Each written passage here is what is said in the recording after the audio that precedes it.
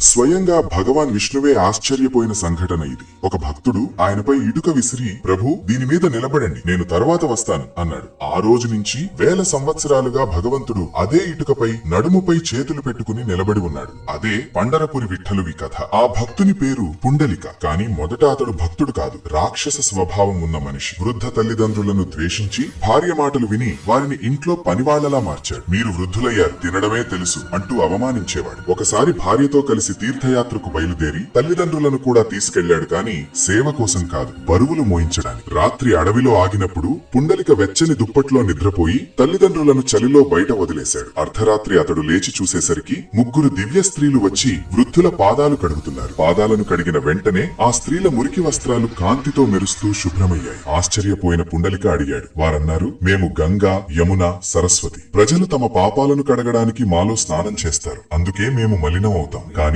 ఈ తల్లిదండ్రుల పాదసేవతో మళ్లీ పవిత్రులమయ్యాం అన్నారు. ఆ క్షణమే పుండలిక మనసు మారిపోయింది. తీర్థయాత్రను వదిలి జీవితాంతం తల్లిదండ్రుల సేవే తన ధర్మంగా చేసుకున్నాడు. అతని భక్తి మహిమ స్వర్గం వరకు వ్యాపించింది. విష్ణువు స్వయంగా వచ్చాడు. కాని పుండలిక సేవలో ఉండడంతో వెనక్కి తిరగకుండానే ఇటుక విసిరి, ప్రభు దీని మీద నిలబడండి అన్నాడు. భగవంతుడు చిరునవ్వుతో ఇటుకపై నిలబడి, తల్లిదండ్రుల సేవే నాకు అత్యున్నత పూజ అని ప్రకటించాడు. అందుకే ఈ రోజు కూడా పండరపురిలో విఠలుడు అదే భంగిమలో నిలబడి ఉన్నాడు.